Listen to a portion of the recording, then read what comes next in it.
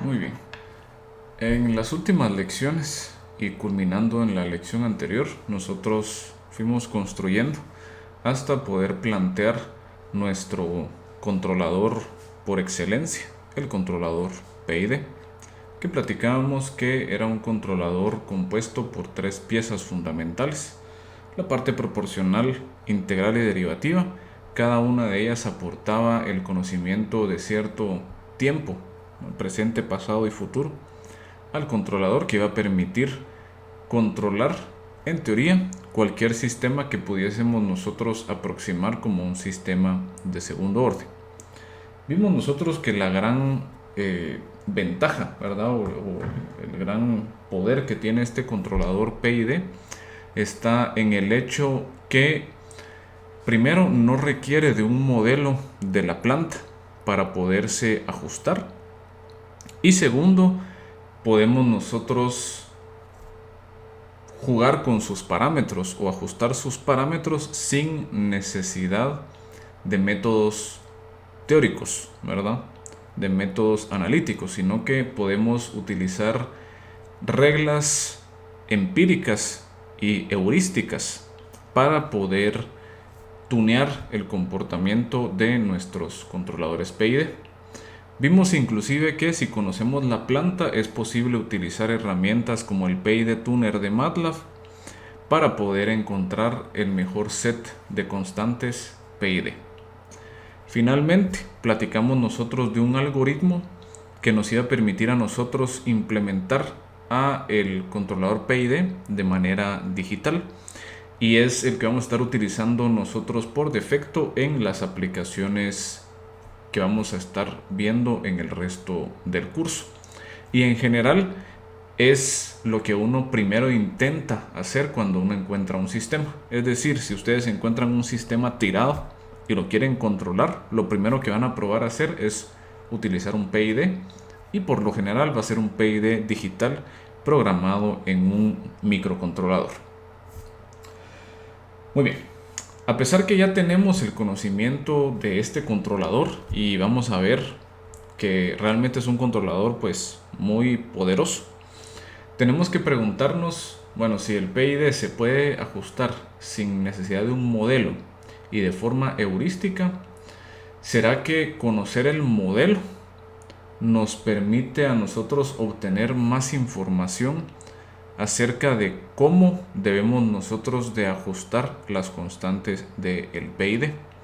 Dicho de otra forma es, bueno, está bien, podemos ajustar el PID de forma heurística, pero si nosotros conocemos el sistema, conocemos el modelo, ¿qué tan mejor puede ser nuestra selección de constantes del PID? Pensando más allá, vamos a decir nosotros, bueno, ¿será que nosotros podemos dar ciertas garantías en el comportamiento del sistema cuando seleccionemos ciertas constantes PID? Porque podría ser que nosotros, al estar tuneando las constantes a mano, lleguemos a un set de constantes pues que funciona, pero resulta que si por algún error el modelo de la planta cambia ligeramente, el sistema explota porque las constantes del PID eran demasiado frágiles, por ejemplo. Entonces lo que vamos a ver nosotros es una serie de métodos que se conocen como los métodos del dominio de frecuencia, porque vamos a explotar el hecho de que estamos representando nuestras cantidades en el dominio de Laplace, y más adelante vamos a representarlas en el dominio de Fourier también. Estas técnicas de análisis en el dominio de frecuencia nos van a permitir a nosotros, primero, sacar más información y más intuición de cómo es que funcionan los sistemas. Segundo, nos van a permitir a nosotros determinar con certeza qué tipo de controlador necesitamos para poder controlar cierto sistema en particular. Y tercero, nos van a permitir a nosotros diseñar controladores PID y otros que cumplan con ciertas garantías con respecto a el rendimiento. El primer método que vamos a estar viendo nosotros, que es el método de estas siguientes dos lecciones, se conoce como el método del root locus o en español también se le llama el lugar geométrico de raíces, pero típicamente en casi todas las referencias se conoce como el root locus. En esta lección vamos a empezar nosotros describiendo algunas nociones básicas de qué es el root locus y cómo podemos nosotros generar este root locus. Va a resultar que este root locus es simplemente un diagrama en el plano S. El tema de esta lección entonces es análisis de sistemas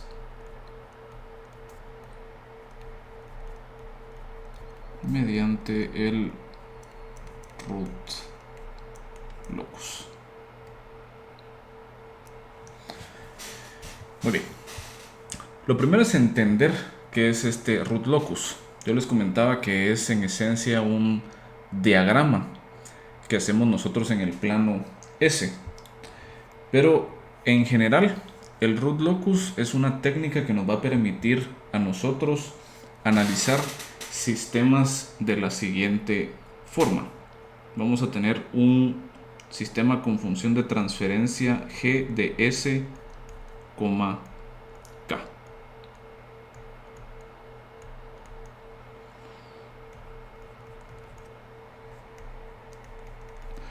En donde este parámetro K es en esencia un parámetro variable.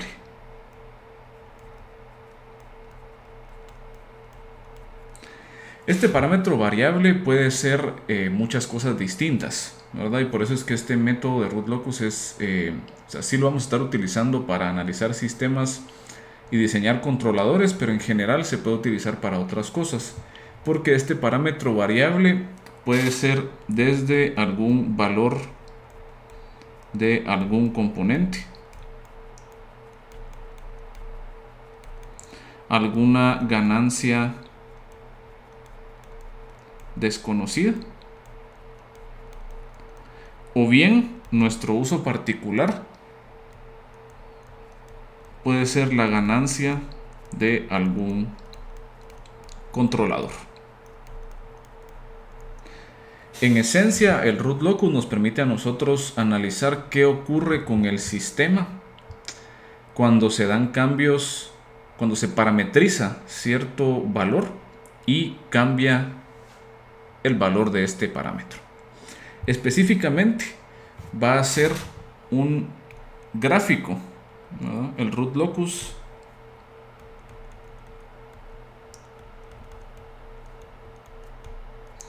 es un gráfico que nos muestra cómo cambia la respuesta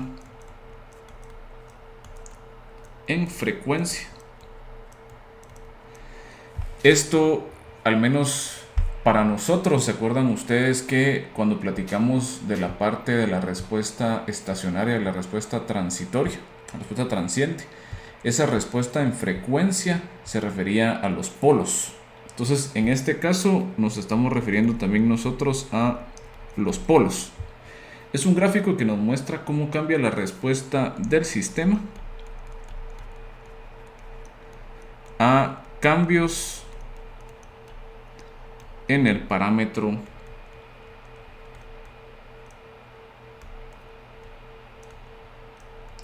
K.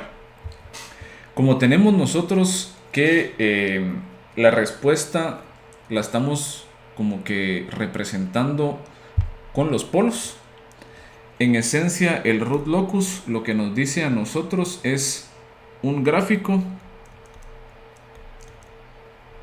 en otras palabras, es un gráfico que muestra cómo cambia la ubicación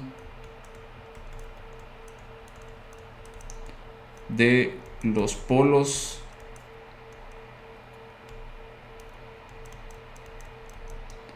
de G de S en función de K.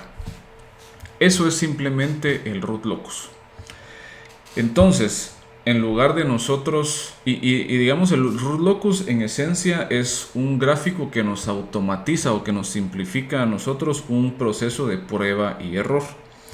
Si nosotros quisiéramos ir viendo cómo cambia la respuesta del sistema, cómo cambian los polos de este sistema al cambiar el parámetro k, nosotros podríamos recalcular la función de transferencia para cada caso, resolver el polinomio, ¿verdad? Resolver la ecuación característica o resolver el polinomio del denominador, encontrar los polos e ir viendo cómo cambia para cada nuevo valor del parámetro k.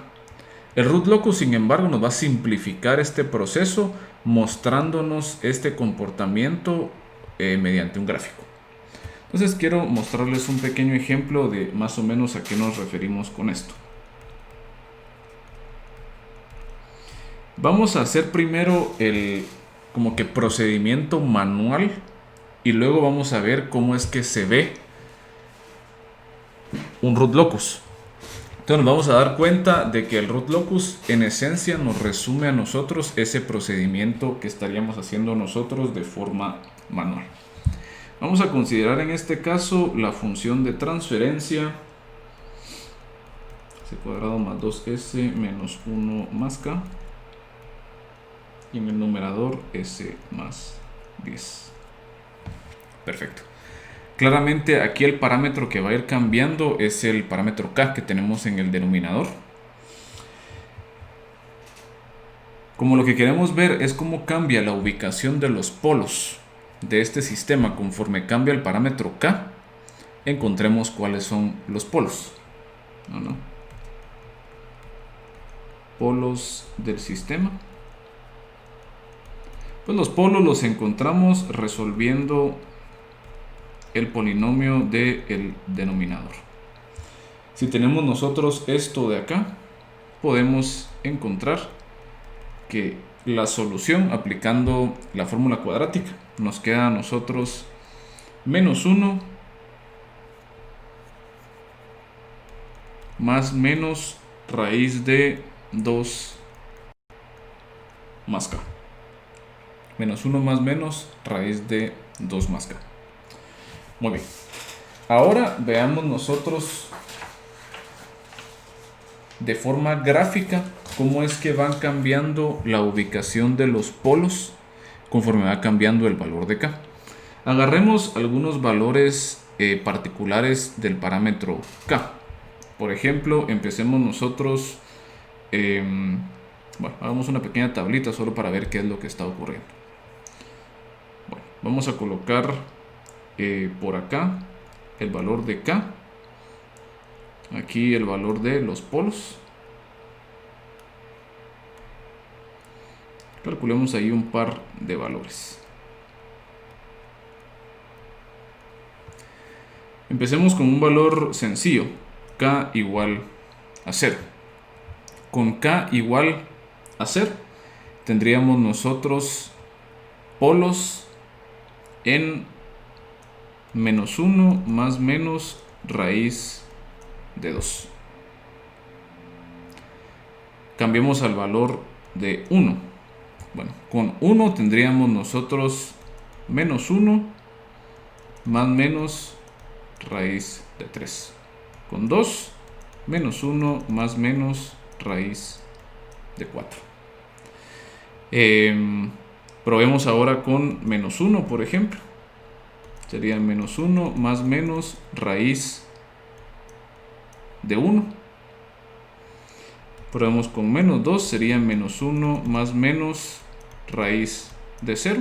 Y probemos un último valor en menos 3, que sería menos 1 más menos raíz de menos 1. Bueno, estos valores los podemos nosotros graficar en el plano S, ¿verdad? Podemos ir graficando cuáles son estos polos, cómo van cambiando estos polos, según yo voy cambiando el valor para acá.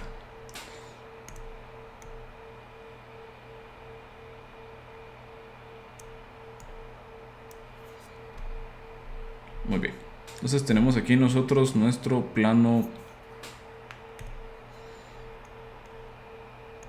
S, parte real parte imaginaria. Empecemos con el valor de K igual a 0. Vamos a representar los polos, ¿se acuerdan ustedes? Utilizando una X. Bueno, para el valor de 0 tendríamos nosotros menos 1 más raíz de 2, ¿verdad? Raíz de 2 es un valor pues un poco mayor que 1. Entonces menos 1 más un valor un poco mayor que 1. Nos queda a nosotros un valor un poco más grande de 0. Tendríamos algo más o menos por acá. Y nos quedaría pues luego menos 1 menos un valor un poquito más grande que 1. Entonces nos quedaría más o menos como por acá. Digamos, asumiendo que tenemos nosotros acá 1, 2, 3, 4, 5, 2.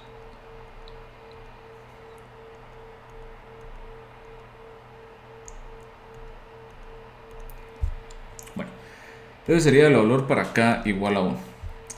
Vean, para acá igual a 0. Para acá igual a 1 tendríamos nosotros menos 1 más raíz de 3. Bueno, menos 1 más raíz de 3, ¿verdad? Raíz de 3 es un número pues todavía un poco más grande de 1.5, 1.70 y algo, ¿verdad? Entonces tendríamos nosotros que este polo de aquí se mueve más o menos por acá.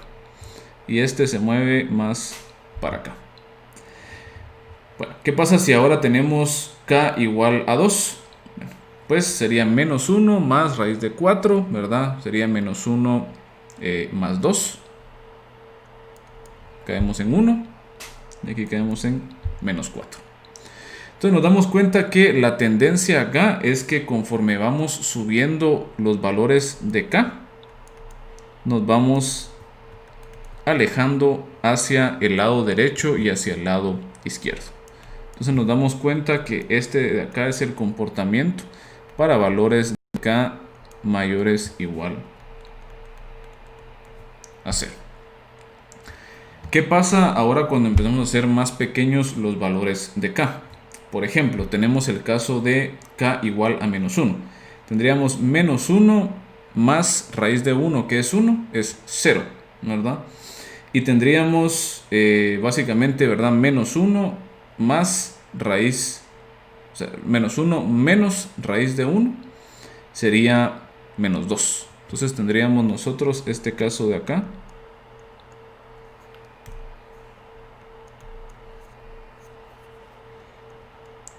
En 0 y en menos 2. Bueno, luego, ¿qué ocurre? Vamos a ver el caso de menos 2. En menos 2 nos queda menos 1 más 0, menos 1 menos 0. Nos quedan a nosotros dos polos exactamente en menos 1. Luego tenemos nosotros que para menos 3 nos queda menos 1 más menos raíz de menos 1. Raíz de menos 1, recordemos nosotros que es j, ¿verdad? Entonces nos queda menos 1 más menos j. Estaríamos en esta posición y en esta posición. Lo que va a ocurrir entonces es conforme vamos aumentando negativamente los valores de K, empezamos a ver nosotros un comportamiento algo así. Entonces nos vamos hacia arriba y hacia abajo con valores negativos de K. K menor que 0. Aquí vemos un comportamiento interesante y esto es lo que quiero que nosotros notemos al momento de estar analizando al root locus. Y es que nos podemos dar cuenta que para valores positivos de K siempre vamos a tener un sistema inestable porque uno de los polos siempre va a caer del lado derecho del plano complejo. Pero si nosotros empezamos a disminuir el valor de K, empezamos a volvernos estables. Por ejemplo, específicamente para el valor de K igual a menos 1, tenemos nosotros un sistema marginalmente estable. Y luego para valores menores a menos 1, nuestro sistema se vuelve asintóticamente estable. Y se mantiene siempre asintóticamente estable. Entonces, en este caso, el root locus nos está dando a nosotros una pauta de cómo debemos o qué ocurre cuando movemos ese parámetro K. Si el parámetro K incrementa mucho, ¿verdad? Se hace muy positivo, entonces el sistema se vuelve inestable. Pero si el parámetro K es negativo y se sigue siendo negativo, nosotros obtenemos un sistema asintóticamente estable. Bueno, entonces esto es haciendo el procedimiento de forma manual. El root locus, en esencia, lo que nos va a dar a nosotros es un gráfico, pero solamente de las trayectorias que van a estar siguiendo nuestros polos. Es decir, el root locus en este caso sería como si nosotros estuviésemos uniendo, por ejemplo, con líneas, la trayectoria de nuestros polos, por ejemplo, por acá.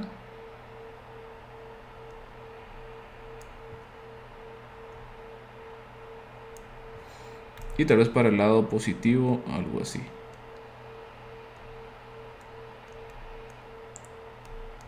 Entonces, si tenemos nosotros solamente las líneas en verde y en morado, nos damos cuenta que podemos inferir el mismo comportamiento de nuestro sistema, sin tener que estar calculando a mano cada uno de los valores, o sea, cada uno de los pares de polos para cada valor de K.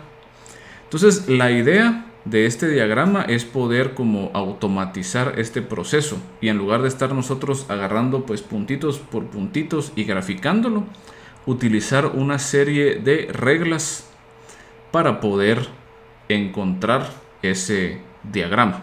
O sea, hacer el diagrama ya no con un montón de puntitos, sino que utilizar reglas para generar ese diagrama.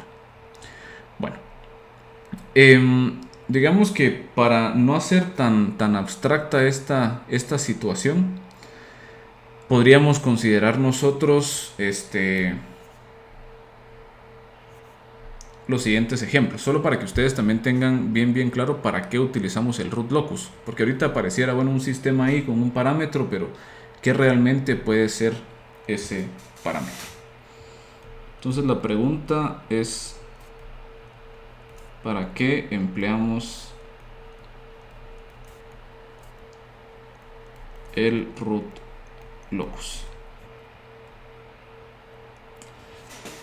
Y quisiera colocarles dos ejemplos sencillos, ¿no? Un ejemplo relacionado a variación paramétrica. Tenemos aquí selección de componentes. Y otro ejemplo que sea ya un poco más dirigido a lo que queremos, que es diseño de controladores. Diseño de controladores. Muy bien. Para el caso del primer ejemplo, supongamos nosotros que tenemos un sistema mecánico traslacional simple. Una masa de 1 kilogramo.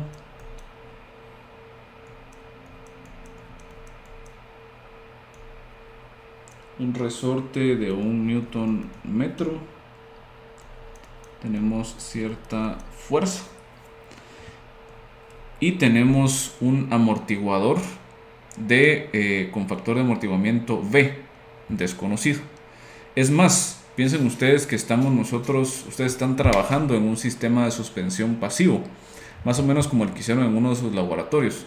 Y ustedes quieren encontrar cuál es el valor adecuado para el amortiguador para lograr cierta respuesta transitoria, por ejemplo, que fue precisamente lo que hicimos en un laboratorio. Si ustedes se recuerdan, casi que en ese laboratorio encontraron ese valor del componente a pura prueba y error. Vamos a ver que con el root locus podemos ser nosotros sistemáticos en cómo poder seleccionar o encontrar, diseñar ese valor de este componente. Entonces, si yo tengo este sistema, nosotros podemos generar su función de transferencia como x sobre f igual s cuadrado más bs más 1. Claramente aquí nuestro parámetro de interés para el root locus es ese factor de amortiguamiento B. Muy bien. Entonces,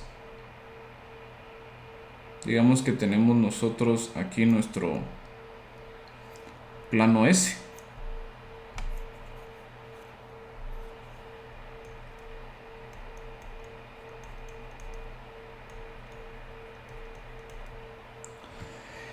Y tenemos que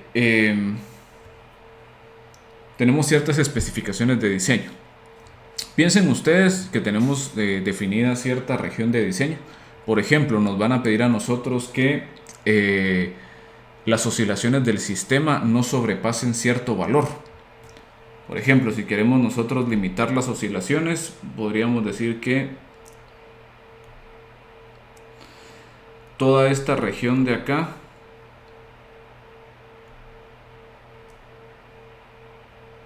tenemos toda esta región de acá, es la región inválida. Todo lo que tenemos afuera de acá. Y tenemos que garantizar que nuestro sistema se mantenga en ese rango de oscilación. Bueno, entonces resulta que cuando nosotros hacemos el root locus, nos vamos a dar cuenta que este se comporta de la siguiente manera. El sistema presenta dos polos y conforme yo voy moviendo ese parámetro V, mis polos se comportan de la siguiente manera.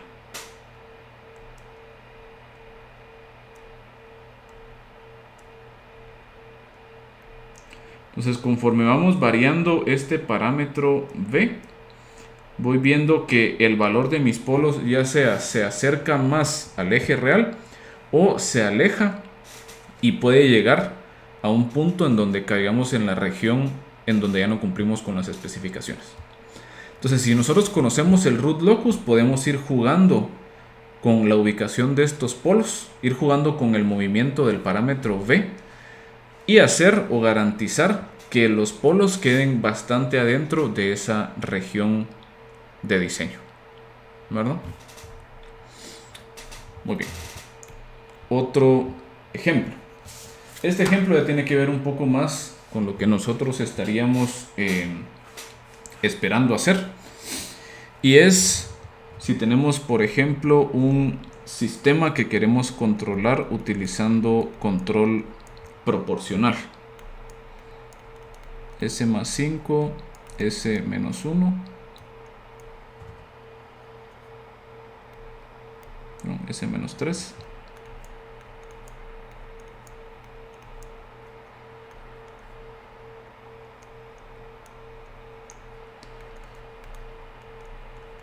Referencia y salida.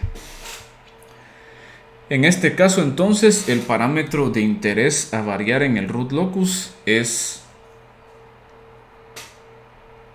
la ganancia del controlador proporcional K.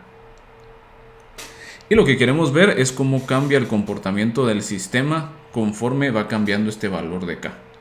Vamos a dar cuenta, o si ustedes se pueden dar cuenta aquí muy fácilmente, este sistema es originalmente inestable porque el polo lo presenta en S igual a 3. Entonces el sistema es inestable. Pero resulta que si nosotros hacemos el root locus, vamos a ver lo siguiente.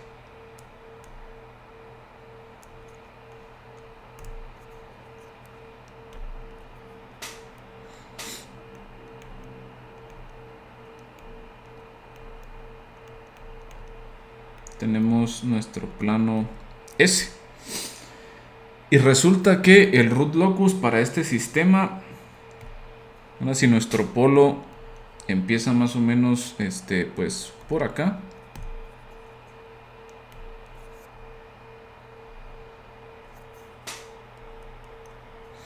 vamos a ver que el root locus se comporta de la siguiente manera.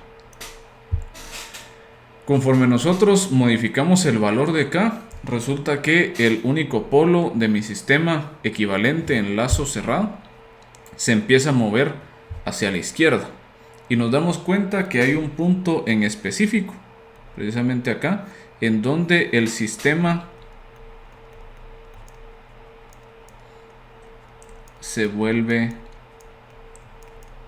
estable.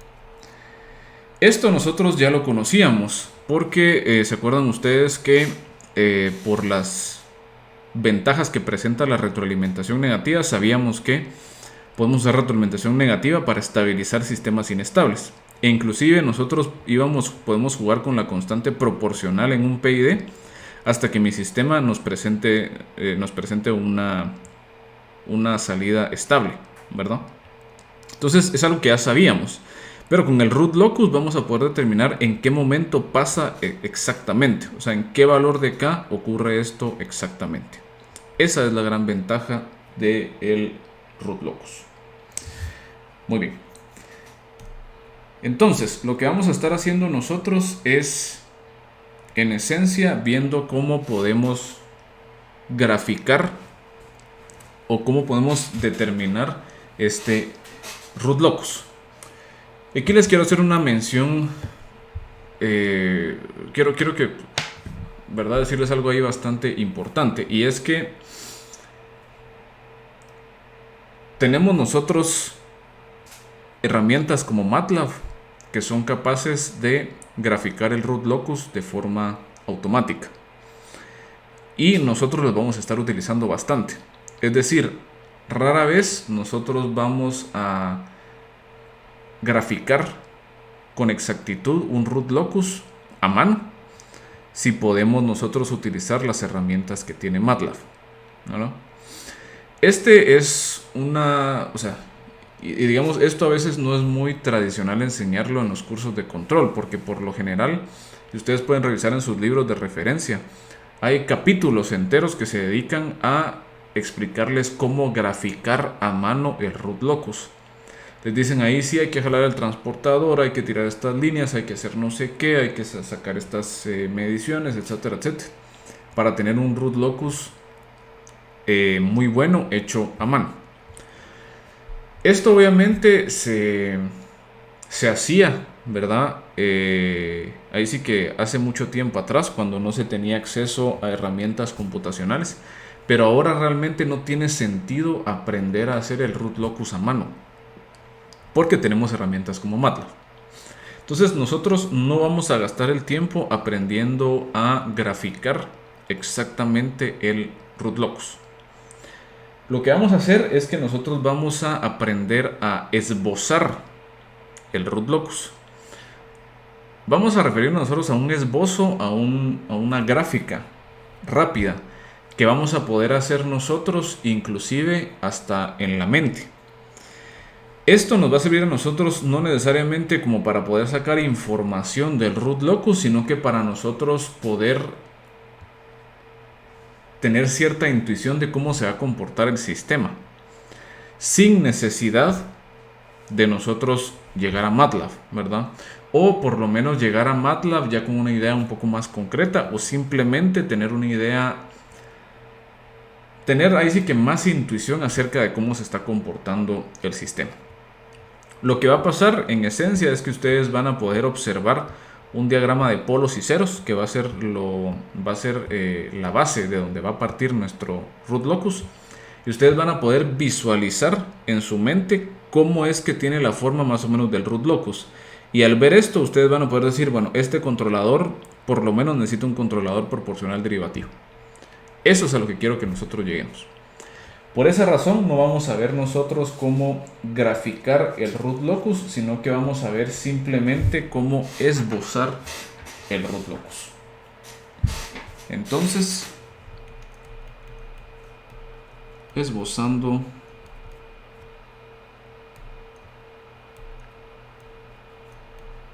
el root locus. Y vamos a ver nosotros que existen 10 reglas simples para hacerlo. Van a ser reglas sencillas al punto que nos van a permitir a nosotros graficar un root locus de una manera muy sencilla. Por el momento vamos a analizar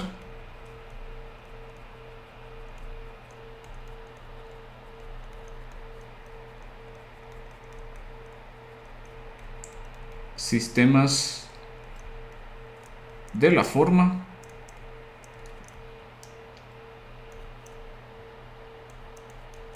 control proporcional, planta,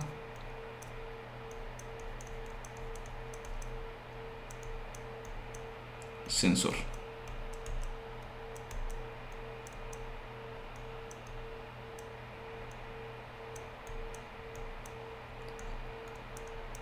YDS, RDS más menos. Bueno, pareciera que esto es un poco simple, ¿verdad? Y realmente sí es simple, porque estamos considerando solamente el efecto de un control proporcional. Cuando nosotros pues ya hablamos de controladores más complicados, como un controlador PI, PD o inclusive PID. Sin embargo, tenemos nosotros la desventaja, si lo quieren ver así, de que el root locus funciona solamente para un único cambio de parámetro, porque al final de cuentas es un gráfico en 2 dimensiones. Si quisiéramos nosotros poder cambiar más de un parámetro, tendríamos que hacer gráficos de superficie, ¿verdad? Gráficos ya más complicados que estarían como presentando un efecto opuesto a lo que queremos aquí, que es poder graficar esto o esbozar esto de una manera súper sencilla y súper rápida. Sin embargo, vamos a ver nosotros en la siguiente lección que hay una forma de poder modificar esta estructura para poder considerar controladores más sofisticados, ¿verdad? Como PD, PI, PID e inclusive otras variantes de estos tipos de controladores. Muy bien. ¿Qué vamos a necesitar nosotros? ¿No? ¿Qué vamos a necesitar nosotros?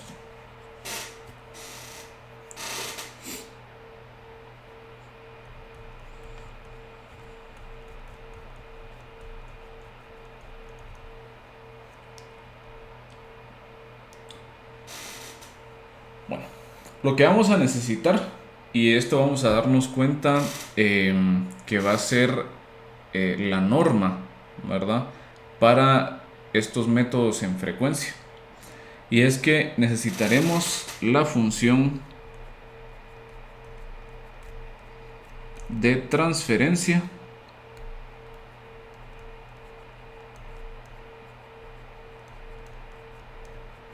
del sistema en lazo abierto. De la lección pasada se acordarán ustedes que esta es LDS, que es igual a K, en este caso, GDS por HDS. Recuerden ustedes que esta función de transferencia era el resultado de quitar la retroalimentación negativa y asumir de que el sistema era un único sistema, una interconexión en cascada de los bloques controlador, planta y sensor. Entonces necesitamos la función de transferencia en lazo abierto.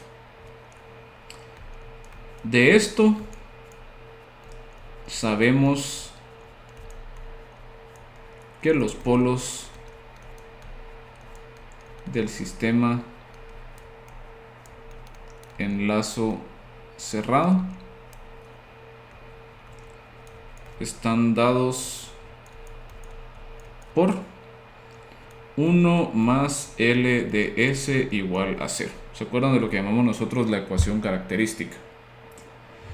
Sabemos entonces que esto es 1 más K por GDS por HDS igual a 0. Lo que vamos a hacer nosotros en este caso es que vamos a representar esto de acá no como GDS por HDS, sino que como QDS sobre PDS. En esencia, como numerador y denominador. Démonos cuenta de lo siguiente. QDS igual a 0 nos da los ceros de LDS. PDS igual a 0 nos da los polos de LDS. Muy bien. Si nosotros modificamos esta expresión de acá, vamos a ver que la podemos representar 1 más K QdS sobre PdS igual a 0. Podemos multiplicar PdS por ambos lados de la ecuación y tenemos PdS más K QdS igual a 0. Recordemos que esta expresión de acá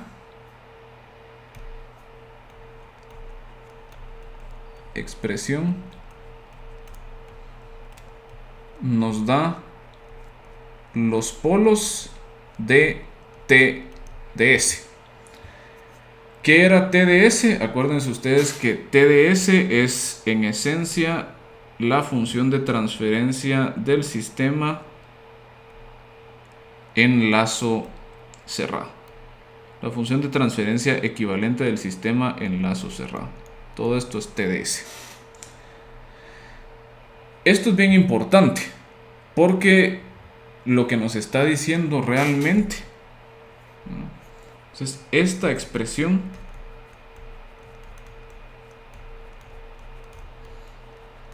realmente nos está indicando que es posible representar los polos del sistema en lazo cerrado en función de los ceros y polos del sistema en lazo abierto. Eso es lo que dice esa expresión de acá. Nos está diciendo que los polos de TdS están dados en función de los ceros y polos de LDS. Y esta va a ser realmente nuestro punto de partida para el root locus, porque vamos a nosotros partir del diagrama de polos y ceros de LDS. Entonces,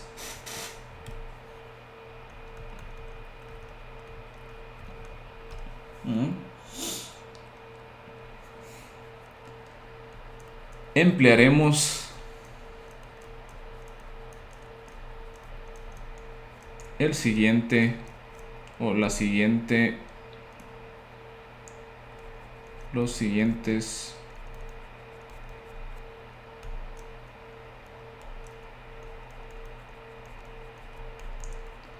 pasos para esbozar el root locus. Paso número 1. Se determina la función de transferencia en lazo abierto LDS igual a K por GH.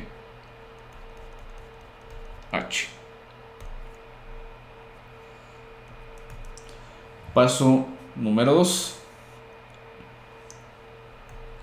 Se grafica el diagrama de polos y ceros de GDS HDS, que lo estamos llamando nosotros QdS sobre PdS.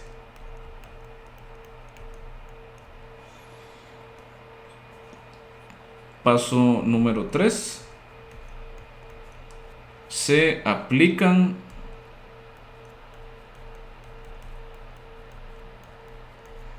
las 10 reglas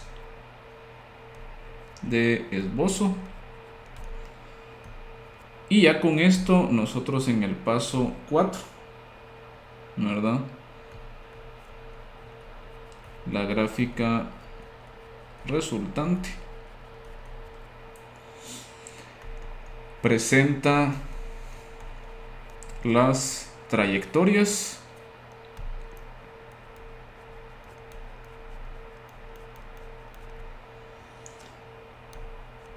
de los polos del sistema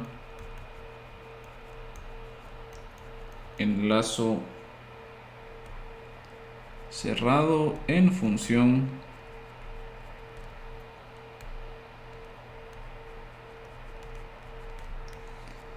de los polos y ceros del sistema en lazo abierto. Perfecto. Entonces, ya con esto, ¿verdad? Habiendo establecido esto, vamos a pasar nosotros a hablar acerca de las 10 reglas de esbozo para el root locus.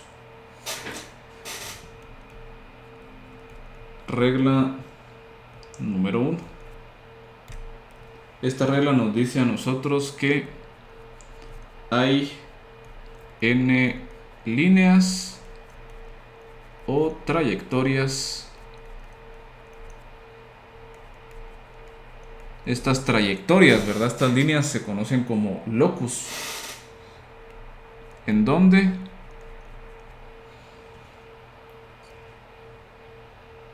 n es igual a el número máximo entre el número de polos y el número de ceros.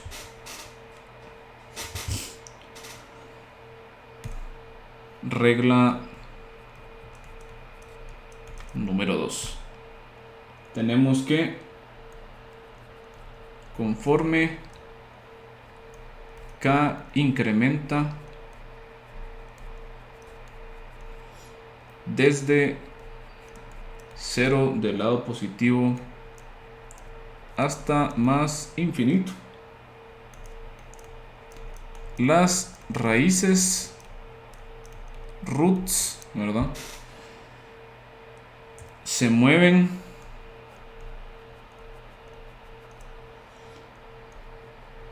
desde los polos de L, se mueven desde los polos de L de S hacia los ceros de L de S. Muy bien. Entonces, en este caso, solo lo que... Esta segunda regla surge de lo que habíamos visto nosotros, y es que, ¿se acuerdan ustedes de la expresión esa P de S más K por Q de S igual que 0? Si nosotros sacamos el límite cuando K tiende a más infinito, nos vamos a dar cuenta que pues esta expresión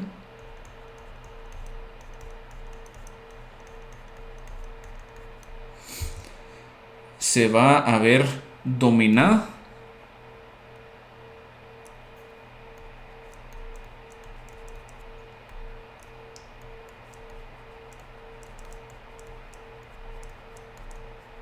por este término.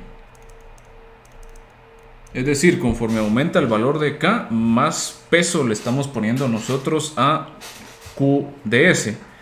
Q de S, ¿se acuerdan ustedes? O sea, tanto de que casi que podemos despreciar nosotros P de S. O sea, esto va a ser aprox, si lo quieren ver ustedes así, K de Q de S igual a 0. Esto implica entonces que nos queda a nosotros Q de S igual a 0, que son los ceros del sistema en lazo abierto. Esto quiere decir entonces que los polos del sistema en lazo cerrado tienden a los ceros del sistema en lazo abierto. Veamos un ejemplo de esto.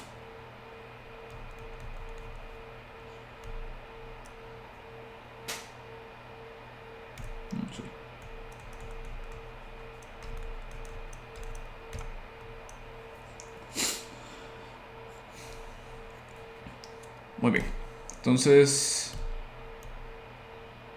vemos que tenemos nosotros,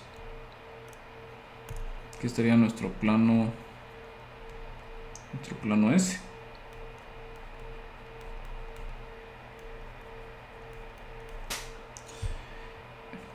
Y digamos que para este caso particular, tenemos un polo en esta posición y tenemos un 0 en esta posición de acá. Muy bien. Entonces tratemos de aplicar nosotros las reglas 1 y 2 para establecer la forma del root locus para este caso. De la regla número 1 nos dice a nosotros que hay n líneas o trayectorias llamadas locus, en donde n es igual al número máximo entre el número de polos y el número de ceros. En este caso tenemos nosotros que n es el número máximo entre el número de polos y el número de ceros, 1 y 1. Tenemos un polo y un 0. Esto va a ser igual a 1. Por lo tanto, tenemos una trayectoria. Muy bien. Y luego nos dice a nosotros la regla número 2, que conforme k incrementa desde 0 hasta más infinito, las raíces roots, las raíces, ¿verdad? O roots se refiere a los polos del sistema en lazo cerrado. Las raíces se mueven desde los polos de LDS hacia los ceros de LDS. Aquí nos damos cuenta que el polo de LDS es el que está aquí en S igual a 3. Y el cero de LDS es este que está aquí en menos 2.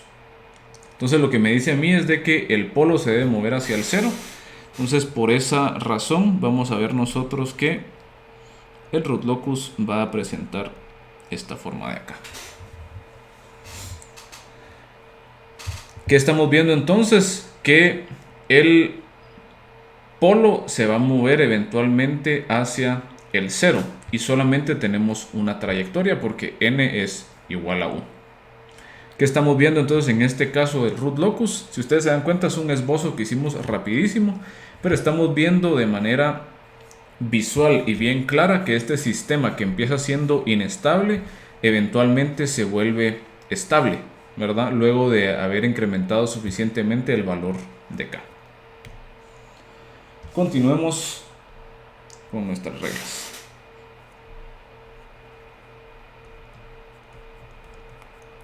Regla número 3. Esta regla nos dice a nosotros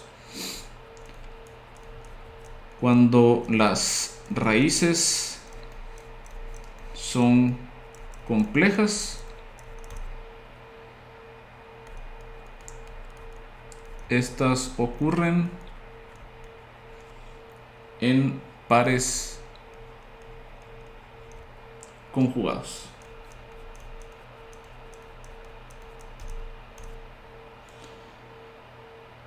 Esta condición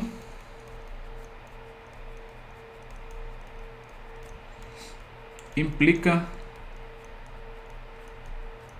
que el root locus es simétrico con respecto al eje real, ¿no? O al eje horizontal. Veamos nosotros un ejemplo de esto.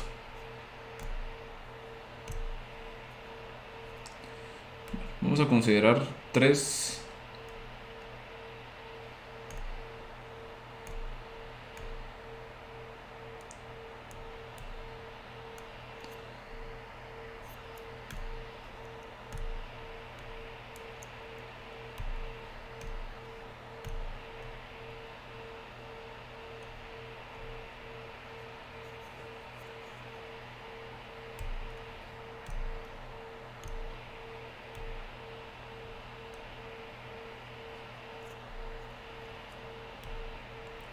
este de acá.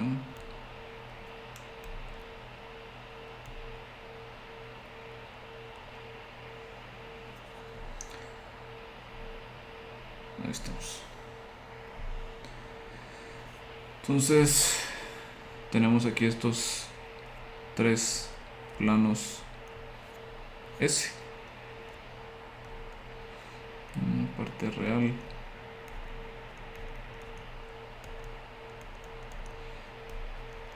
parte imaginaria.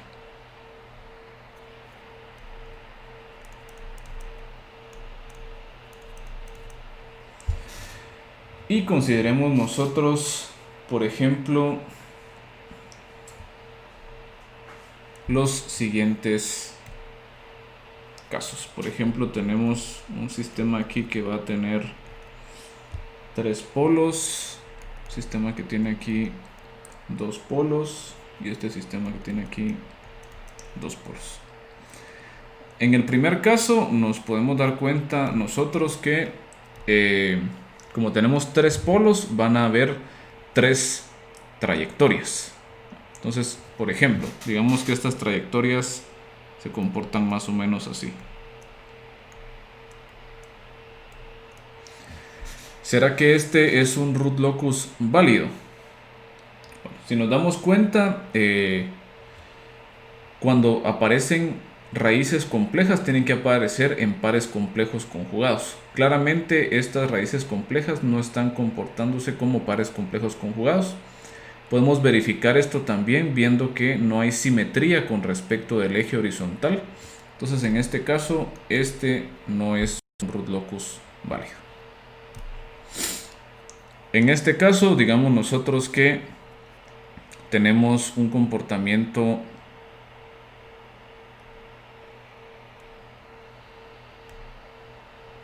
algo así.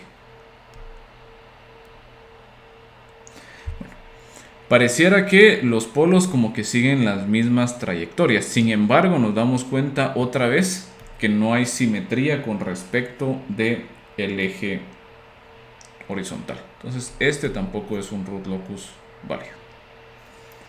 Pero, por ejemplo, si nosotros graficamos algo más o menos así, vamos a dar cuenta que aquí sí ya tenemos nosotros simetría con respecto del eje horizontal. Es decir, ocurren los polos complejos en pares conjugados.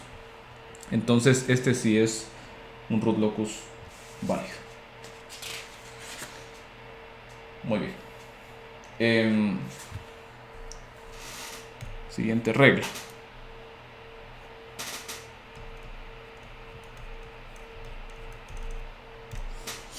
Tenemos que las raíces no cruzan sobre sus propias trayectorias. Ese está bastante sencillo de poder observar. Si tenemos nosotros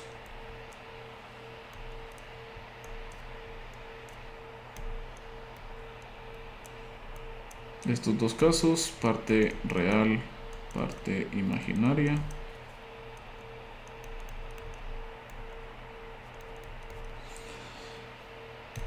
tenemos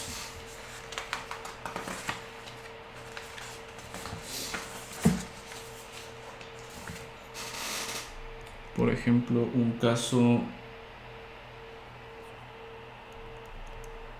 tenemos estos dos casos de acá. Aquí vamos a colocar un ser, perdón. En este caso vamos a hacer una trayectoria algo así. Claramente se están cumpliendo, dos de las 4 reglas, ¿verdad? Estamos viendo de que solamente hay una trayectoria porque n es igual a 1. Estamos viendo que el polo tiende al 0. Vemos que no hay simetría con respecto del eje horizontal, entonces ya desde ese punto ya está mal. Pero nos damos cuenta que también hay una intersección en su misma trayectoria. Entonces no es un root locus válido. En este caso vamos a ver nosotros que el root locus va a presentar esta forma para acá. Entonces digamos que uno de los polos se va hacia arriba y el otro polo se va hacia abajo. Nos damos cuenta que acá, obviamente aquí no hay contacto entre esas dos trayectorias. Entonces nos vamos a dar cuenta que esto sí se permite.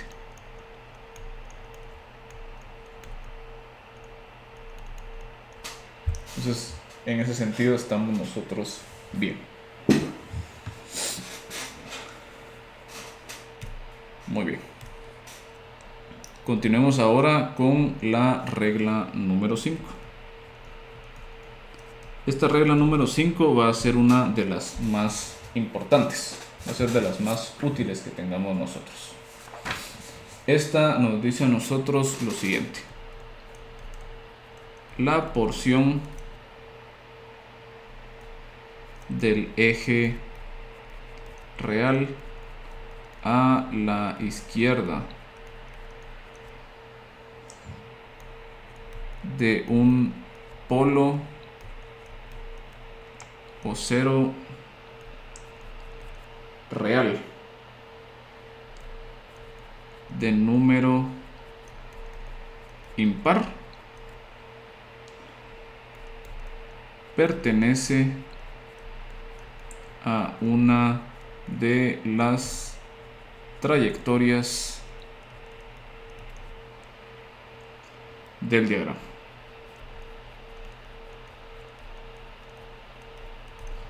Especificamos todavía más: ninguna otra porción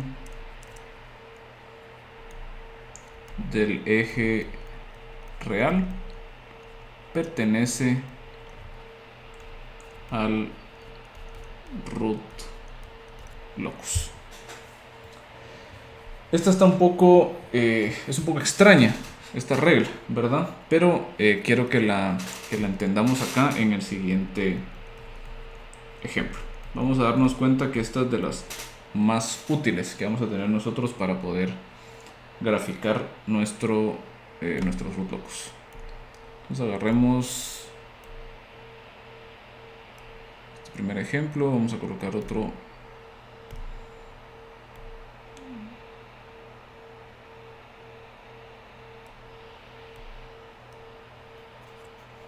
por acá también. Esto queda un poco extraño.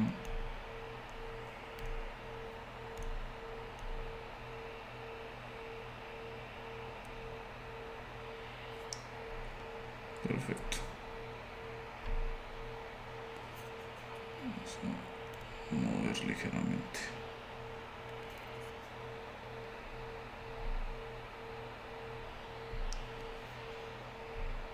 Ahí estamos.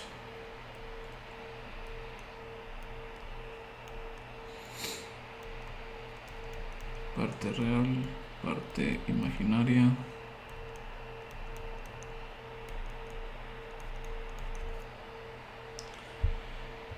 Muy bien. Tenemos nosotros, voy a colocar acá menos 1, menos 2, menos 3, menos 4. Perfecto. Colocar un polo acá y un polo acá, un 0 aquí y un 0 acá. Muy bien. Entonces aquí nos dice a nosotros esta regla algo como que polo o cero real de número impar, ¿verdad? Entonces esta cosa es un poco extraño, ¿verdad? Porque estamos diciendo un polo o cero real de número impar. Bueno, lo que vamos a estar haciendo nosotros es que vamos a realizar un conteo de derecha a izquierda y vamos a numerar todos los polos o ceros reales que vayamos encontrando nosotros en el camino. Ojo, solo los polos o ceros reales. Si hay polos o ceros complejos conjugados, no los vamos a tomar nosotros en consideración. En este caso empezamos numerando, ¿verdad? Este es el polo cero número 1 y este es el polo cero número 2. En este de aquí, este es el polo cero número 1, este es el polo cero número 2. Nos dice a nosotros la regla: toda porción del eje real hacia la izquierda de un polo o cero real impar pertenece a alguna de las trayectorias del root locus. ¿Qué nos dice esto? Primero encontramos o seleccionamos cuáles son los polos o ceros impares. En este caso tenemos este y este. Luego nos dice a nosotros que hay que, o sea, toda porción del eje real a la izquierda de estos polos o ceros reales impares pertenece al root locus. Lo que vamos a hacer aquí es, en esencia, pintar todo lo que esté hacia la izquierda de ese polo y cero, y vamos a terminar hasta el siguiente polo o cero. En este caso, entonces, pintamos nosotros esta línea de acá, y aquí pintamos nosotros esta línea de acá. Es la porción del eje real que está hacia la izquierda del polo cero impar y que termina hasta el siguiente polo o cero. Démonos cuenta que esta regla solo nos dice que esa porción pertenece al root locus. No nos dice cuál es la dirección. En este caso tenemos que usar alguna otra regla para poder inferir la dirección. En este caso podemos utilizar la regla número 2 para saber que la dirección en este caso va hacia acá y en este caso va hacia acá. El polo se va hacia el cero. Agarramos un caso un poco más complicado para ver cómo aplicamos nosotros esto.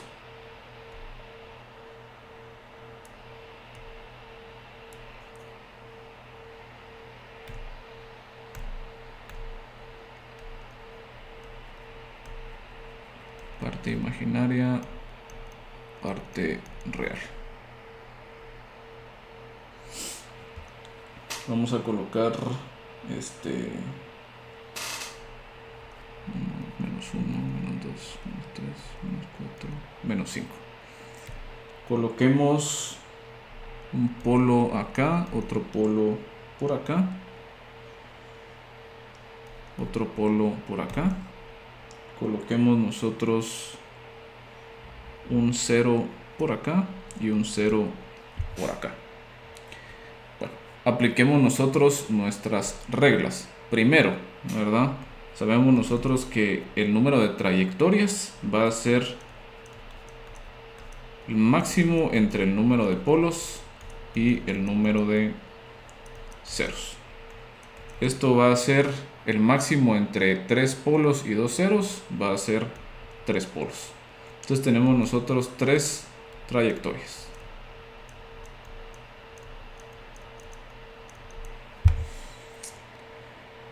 Luego apliquemos de una vez la regla número 5, y es que numeremos de derecha a izquierda todos los polos y ceros reales. Este sería el número 1, número 2, número 3, número 4, número 5.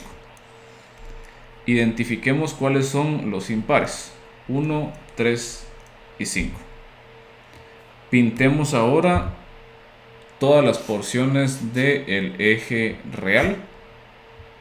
Todas las porciones del eje real que estén hacia la izquierda de los polos o ceros reales impares.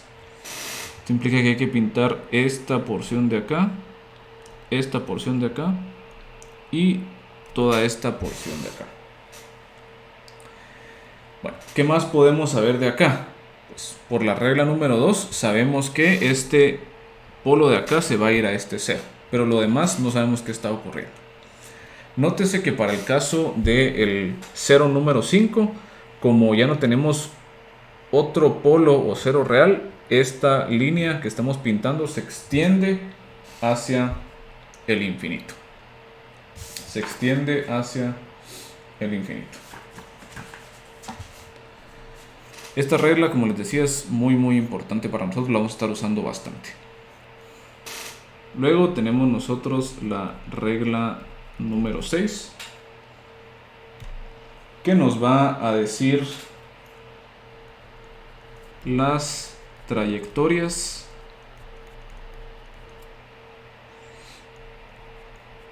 salen, esto se llama un breakout, y entran, esto se llama un break-in, al eje real a un ángulo de 90 grados. Continuando con la regla 7.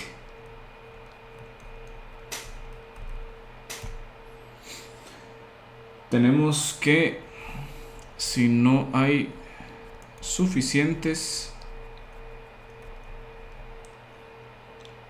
polos o ceros para formar pares, entonces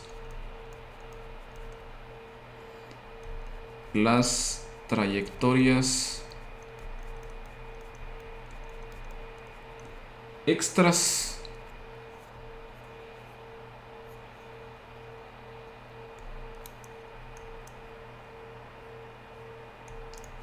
se van en el caso de un polo extra o vienen en caso de un cero extra del infinito.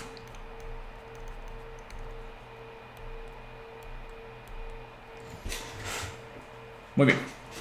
Veamos entonces cómo se aplican estas reglas, específicamente las 6 y las 7, a un caso de ejemplo.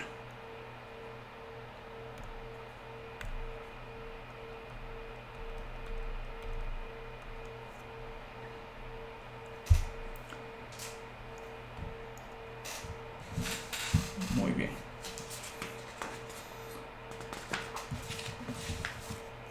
Primero agarremos el caso más sencillo, donde tenemos nosotros un polo extra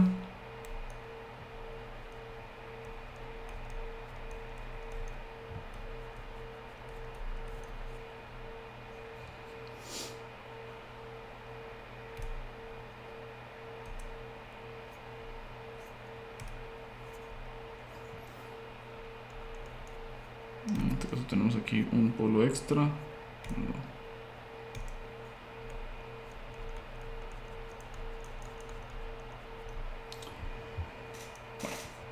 De la regla número 1 sabemos que existe solamente una trayectoria. De la regla número 5 sabemos que este es el único polo, entonces es el que tiene el número 1, es el número impar, entonces todo lo que esté hacia el lado izquierdo lo vamos a considerar adentro de el root locus. En este caso estaríamos teniendo nosotros toda esta pieza del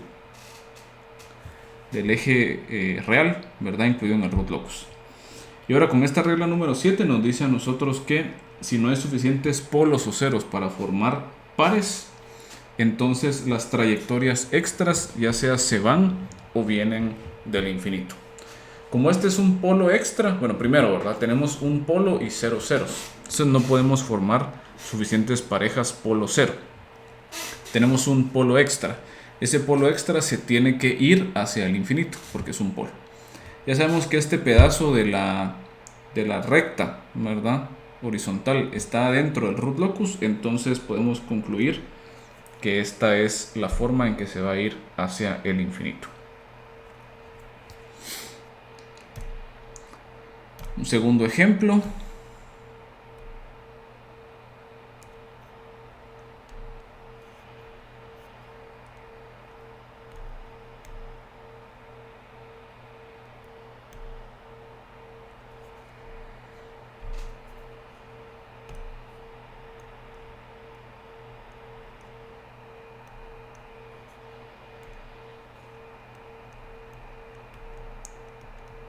Parte real, parte imaginaria. Vemos en este caso que ahora vamos a colocar un polo por acá y un polo por acá. En este caso tenemos nosotros dos polos extra.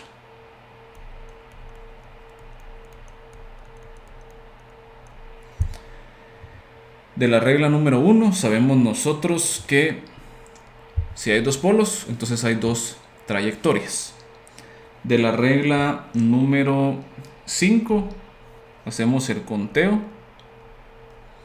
Este es el número 1, este es el número 2. el impar es el número 1. Entonces, todo lo que está hacia la izquierda de este polo número 1, con respecto al eje real, va a estar contenido dentro del root locus. Tenemos nosotros este pedazo de eje acá. Luego tenemos esta regla, la regla número 7, que nos dice a nosotros: si no hay suficientes polos y ceros para formar parejas, las trayectorias extra se van o vienen al infinito. Se van si son polos y vienen si son ceros. En este caso tenemos dos polos y cero ceros. No podemos hacer parejas de polos y ceros. Tenemos dos polos extras. Estos polos se tienen que ir hacia el infinito. Lo más evidente hubiese sido que los polos se fueran al infinito, más o menos como lo vimos en el caso de la izquierda. Bueno, que se fuera hacia el infinito por la izquierda o hacia el infinito por la derecha. Pero tenemos la restricción que la regla número 5 nos dice a nosotros que solo este pedazo del eje real está contenido adentro del root locus. Tenemos que ver entonces una forma de poder hacer que estos dos polos se vayan al infinito, pero utilizando solamente este pedazo de línea recta, solo este pedazo de eje real. ¿Dónde más tenemos nosotros disponible de infinito? Hacia arriba y hacia abajo. ¿Cómo van a salir estas trayectorias? Pues tenemos nosotros la regla número 6, que las trayectorias salen y entran al eje real a un ángulo de 90 grados. En este caso entonces vamos a ver que el comportamiento va a ser el siguiente.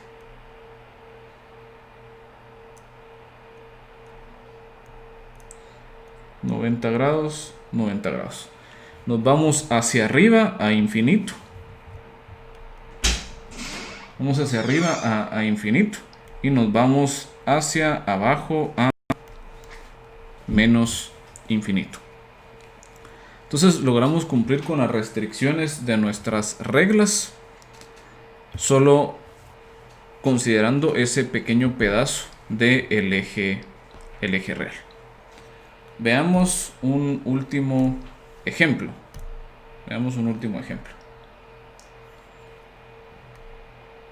Este es un ejemplo un poco más complicado, en donde vamos a igual aplicar especialmente esta regla número 7.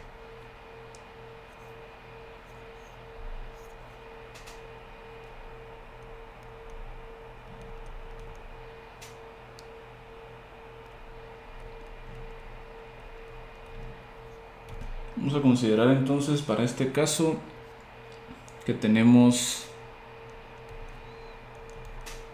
dos polos y un cero por acá. Igual, veamos nosotros la aplicación de las reglas. La regla número 1 nos dice que el número de trayectorias es el número máximo entre el número de polos y el número de ceros. Tenemos dos polos, un cero, entonces dos trayectorias. Luego apliquemos la regla número 5, numeremos 1, 2 y 3. Seleccionamos los impares y pintamos el eje real hacia la izquierda. O sea que tenemos esta porción de acá y tenemos esta porción de acá. Tenemos dos polos, tenemos un cero, entonces podemos formar una pareja polo cero y nos queda sobrando un polo. Ese polo, ¿verdad? Ese polo que tenemos nosotros extra se tiene que ir a puro tubo hacia el infinito.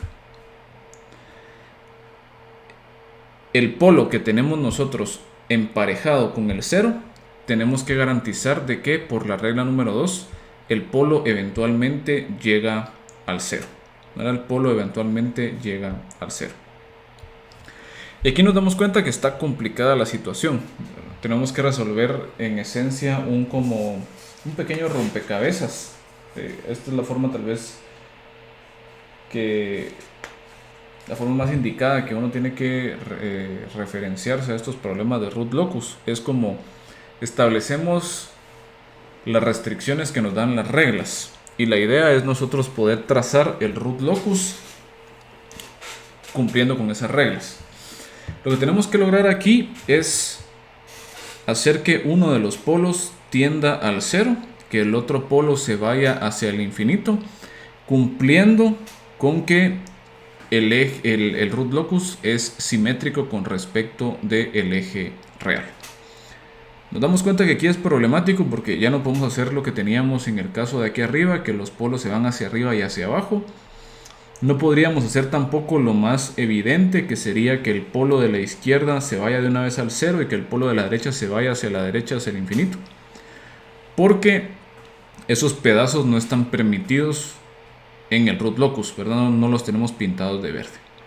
Lo que tenemos que ver entonces es alguna manera de poder nosotros garantizar de que uno de los polos se va hacia el 0 y el otro de los polos se va hacia el infinito.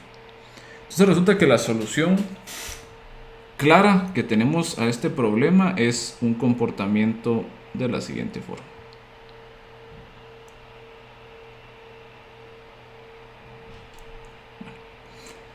Voy a corregir solo esta de acá.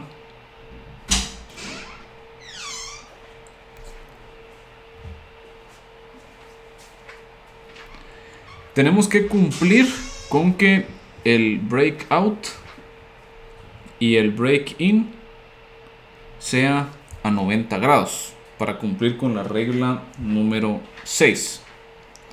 Tenemos que cumplir con que el root locus sea simétrico con respecto al eje real. Esto lo está cumpliendo. Tenemos que cumplir con que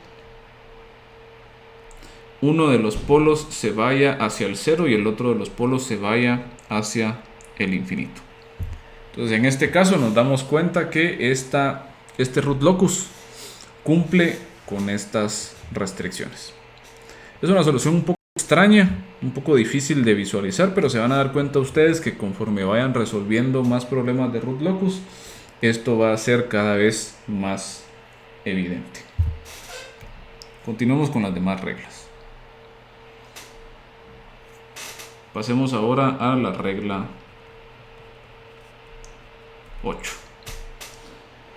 La regla 8 nos dice a nosotros que las trayectorias se van al infinito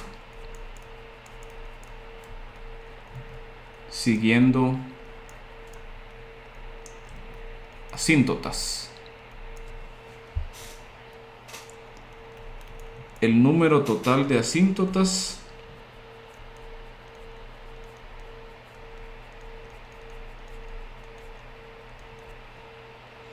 está dado por n menos m menos 1, donde m es igual a el mínimo entre el número de polos y el número de ceros, mientras que n es el número máximo, como ya lo sabíamos. Los ángulos de estas asíntotas están dados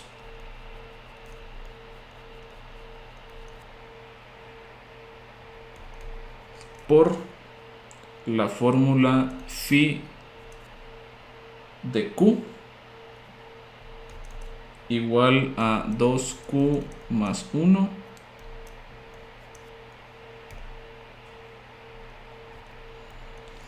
sobre n menos m por 180 grados, en donde q va desde 0 hasta n menos m menos 1 y salen de un centroide C ubicado en C igual sumatoria de polos menos la sumatoria de los ceros sobre n menos m.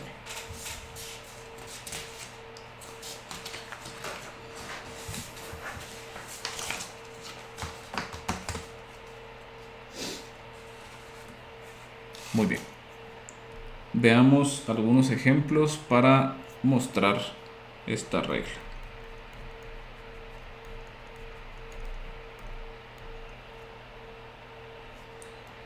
Vamos a empezar con el ejemplo más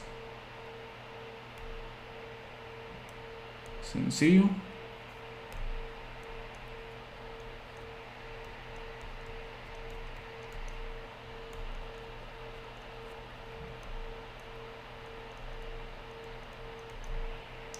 Vamos a colocar un polo en menos 1.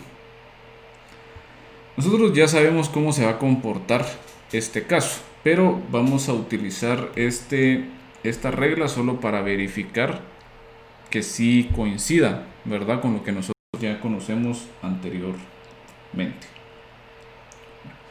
Tenemos nosotros que hay número de n es igual a 1. Tenemos un polo y 0 ceros. M es igual a 0 porque tenemos 0 ceros.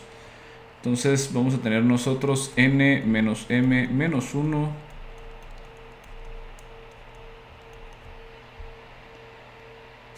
asíntotas. Tenemos n menos m asíntotas. Aquí tenemos el número total de asíntotas está dado por n menos m. Entonces tenemos n menos m asíntotas, es decir, una asíntota. Tenemos una asíntota. ¿Cuál va a ser el ángulo de esa asíntota? Pues va a ser phi sub 0. 2 por 0 más 1 sobre 1 menos 0 por 180 grados. Esto va a ser igual a 2 por 0, 0, más 1, 1 sobre 1, 1 por 180. Esto es 180 grados. En el centroide, que va a ser sumatoria de polos, pues tenemos un polo en menos 1 más sumatoria de ceros. No tenemos ningún cero sobre n menos m, 1 menos 0. Entonces el centroide es menos 1. Nuestro centroide está entonces aquí en menos 1 y la asíntota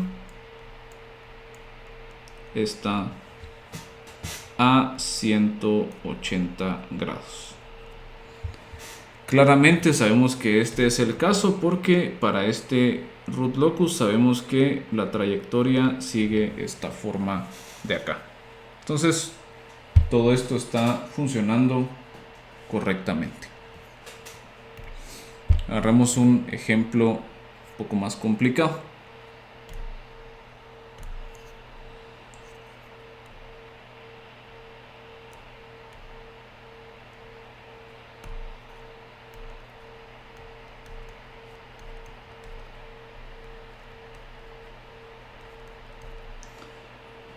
Vamos a agarrar polos en menos 1, menos 2 y menos 3. Apliquemos algunas de nuestras reglas. Sabemos que tenemos 3 polos, entonces n es igual a 3. M es igual a 0. Entonces tenemos 3 trayectorias. Aplicando la regla número 5, podemos ver, este es 1, 2 y 3. 1 y 3, entonces incluimos esta parte del eje real y esta parte del eje real. Nos dicen que las trayectorias que se van al infinito siguen asíntotas o siguen a las asíntotas. Entonces veamos cuáles son las asíntotas en este caso. Tenemos nosotros 3 asíntotas y esas asíntotas van a estar dadas por los siguientes ángulos, ¿verdad? Y el siguiente centroide. Phi sub 0 va a ser 2 por 0 más 1, 3 menos 0 por 180 grados. Phi sub 1, 2 por 1 más 1, 3 menos 0 por 180 grados. Phi 2, 2 por 2 más 1, 3 menos 0 por 180 grados. Nos queda 1 sobre 3 por 180, 60 grados. 2 por 1 más 1, 3 sobre 3, 1 por 180, 180 grados. 2 por 2, 4 más 1, 5 sobre 3, 5 tercios por 180. Esto es igual a 300, pero es equivalente a menos 60 grados. ¿Dónde va a estar nuestro centroide? Pues es sumatoria de todos los polos. Tenemos un polo en menos 1, un polo en menos 2, un polo en menos 3, menos la sumatoria de todos los ceros que no tenemos, sobre 3 menos 0. Y el centroide nos queda a nosotros en menos 3, menos 2, menos 5, menos 1, menos 6 sobre 3 igual a menos 2. Nuestro centroide está entonces aquí en menos 2 y tenemos nosotros 3 asíntotas. La primera asíntota la vemos nosotros tenemos una asíntota que está a 180 grados. Es esta de aquí, 180 grados. Tenemos otra asíntota que está a 60 grados.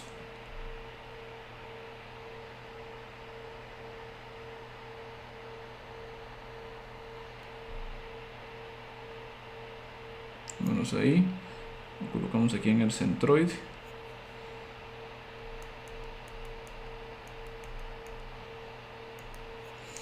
Y la otra a menos 60 grados.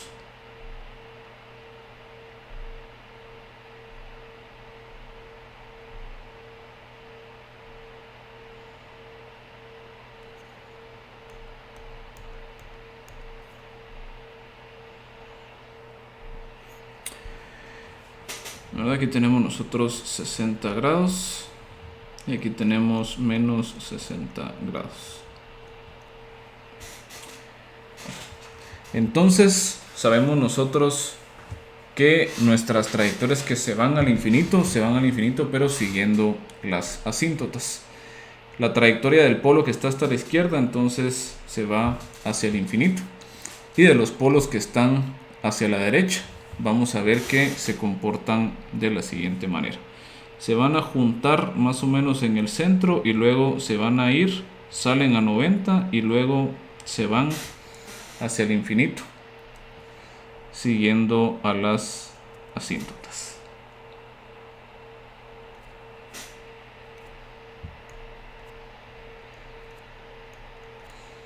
Y esa es la forma que toma, ¿verdad?, nuestro root locus. Recordemos que los ángulos estos de breakout siempre tienen que ser a 90 grados. Entonces en este caso tenemos ahí cabal las 3 trayectorias. Como las 3 son extras porque no podemos generar pares de polos y ceros, todas se van al infinito, y las que se van al infinito se van al infinito siguiendo asíntotas. Perfecto.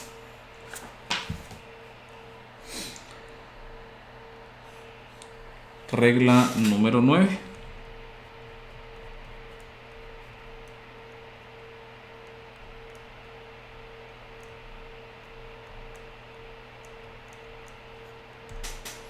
nos dice a nosotros que si hay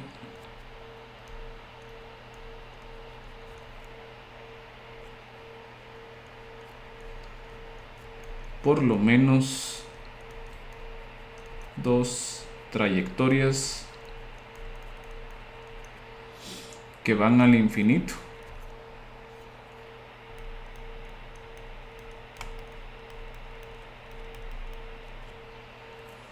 entonces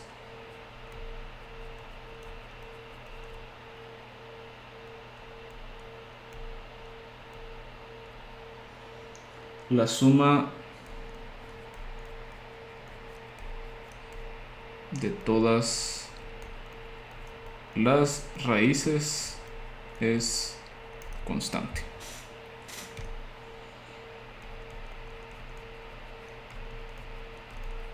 Les pongo el siguiente ejemplo.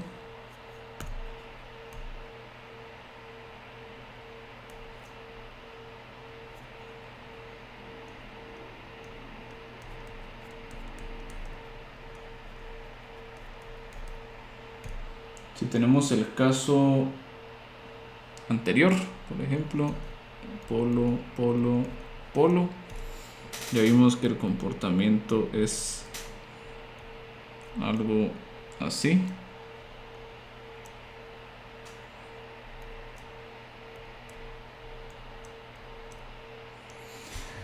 Entonces, lo que nos dice a nosotros esta regla es que si, por ejemplo, nosotros agarramos los valores de estos polos al inicio, menos 3, menos 2,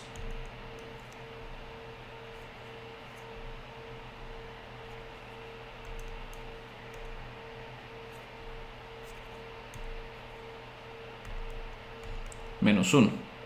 Sumamos todos estos valores, nos queda menos 6. Lo que nos dice es que si nosotros tomamos estos mismos polos en algún otro valor para acá, por ejemplo aquí,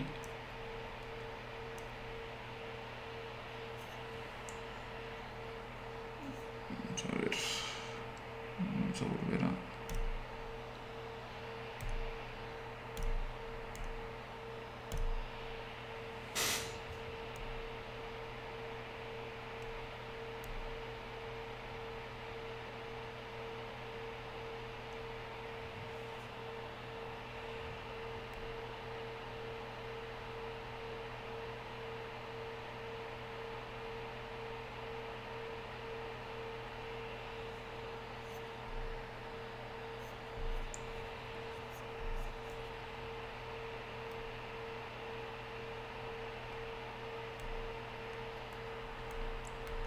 Perdón, parte real y aquí arriba la parte imaginaria.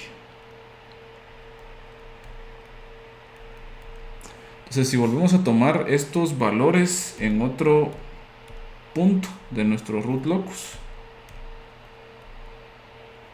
por ejemplo acá, acá y por acá, y de nuevo volvemos a hacer la sumatoria, esta nos va a quedar de nuevo menos 6.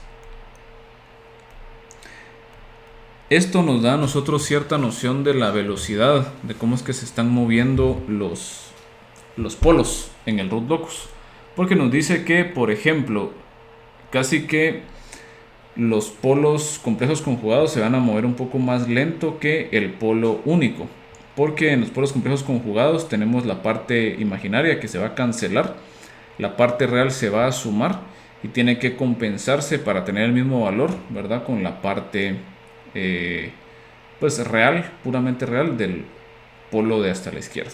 Entonces solamente nos da esa noción como de velocidad, que en este caso pues los polos complejos conjugados se van a estar moviendo pues más lento que los polos, el polo real en este caso particular.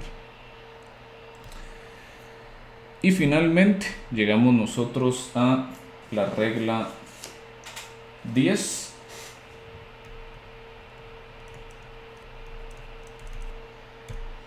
que nos dice si K varía desde 0 negativo hacia menos infinito, entonces podemos esbozar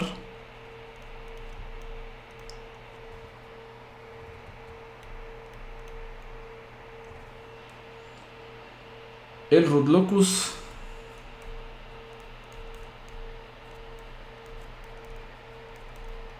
invirtiendo la regla 5, es decir, tomamos las porciones del eje real que no toma originalmente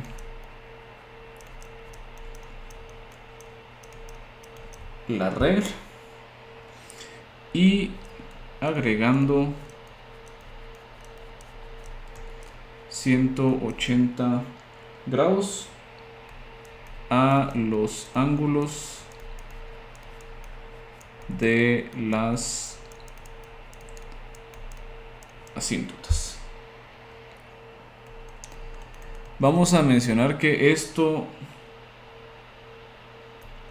rara vez es necesario, ya que puede absorberse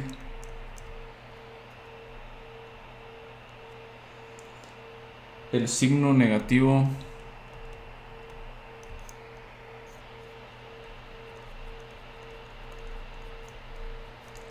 de K dentro de la función de transferencia del sistema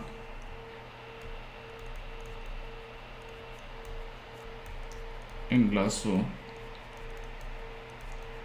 abierto. Muy bien. Con estas reglas entonces podemos nosotros ya graficar el root locus de cualquier sistema LTI que se vea sometido a un control puramente proporcional. Un control puramente proporcional. Muy bien. Quiero terminar entonces con un ejemplo en donde vamos a ver cómo utilizar la herramienta para hacer root locus en MATLAB. Entonces consideremos el siguiente ejemplo.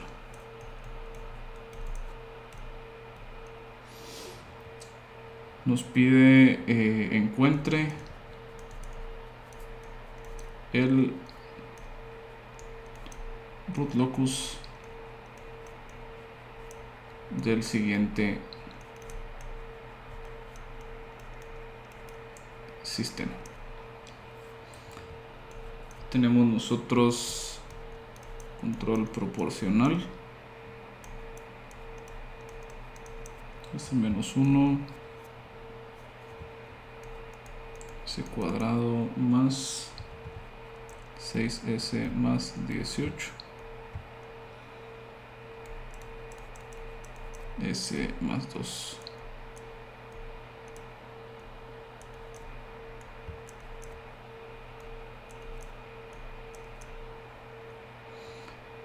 Aquí abajo S más 5 S más 1.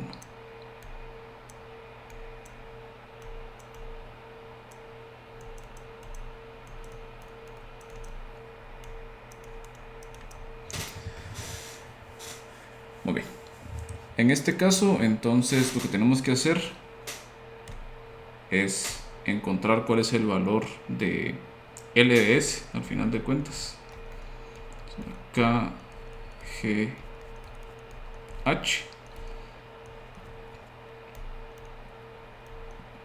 que en este caso estaría siendo K, que multiplica a S menos 1, S más 1,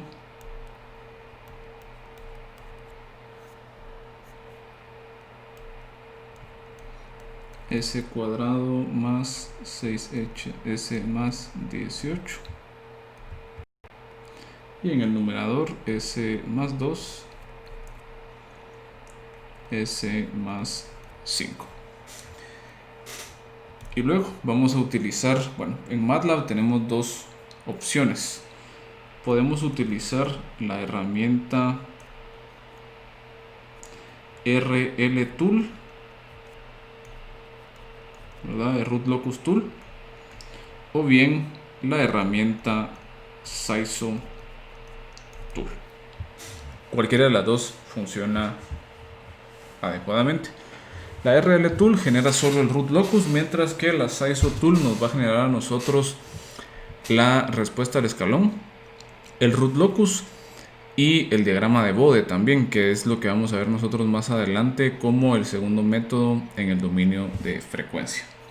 Entonces observemos en MATLAB cómo se va a ver esto de acá. En este ejemplo que les subí en Canvas, podemos ver nosotros cómo pues definimos en este caso esta función de transferencia. En este caso particular estamos utilizando un comando distinto que el de TF, ¿verdad? El de transfer function, sino que estamos utilizando el comando ZPK. Este comando nos permite a nosotros definir la función de transferencia utilizando polos y ceros y una ganancia. En este caso vamos a definir nosotros el valor de L, pero quitando el valor variable de K, porque vamos a estar utilizando la RLTool o la Saizo Tool para ver cómo es que cambia ese valor de K en el root locus. Tenemos entonces dos ceros, un 0 en menos 2, un 0 en menos 5. Tenemos 4 polos, 1 en menos 1, 1 en 1 y 2 complejos conjugados en menos 3 más menos 3J.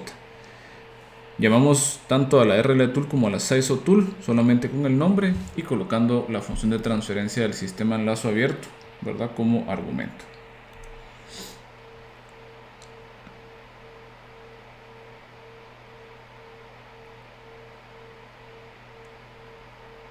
Y vamos a ver nosotros lo siguiente.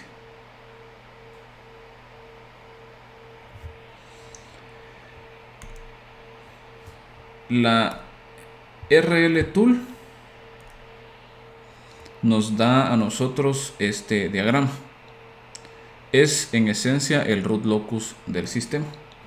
Lo interesante de esto es que nosotros podemos interactuar con este root locus. Podemos agarrar y mover los polos de nuestro sistema.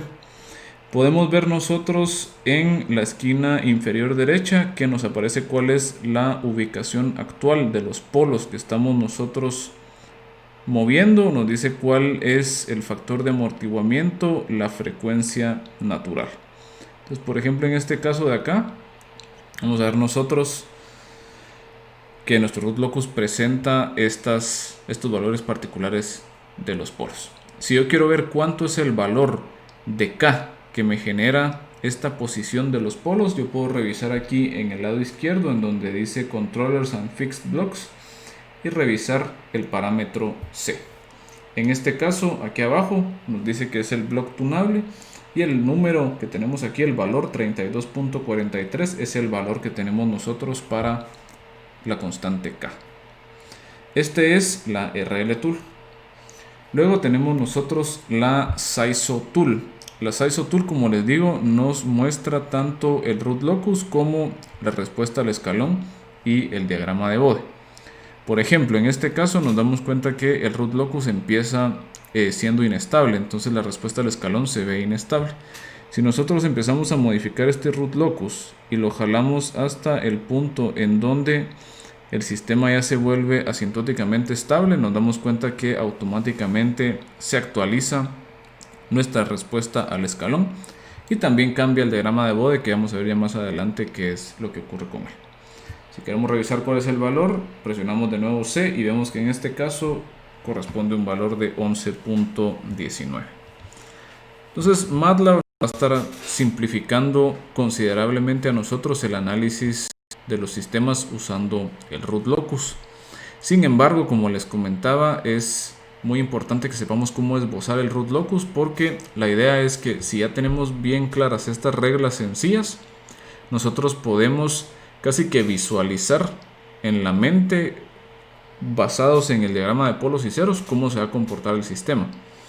Y vamos a empezar a ver en la siguiente lección cómo es que el conocimiento de cómo se comporta el sistema nos va a permitir a nosotros diseñar de forma inteligente el controlador que va a lograr que haga que el sistema se comporte de cierta forma en específico.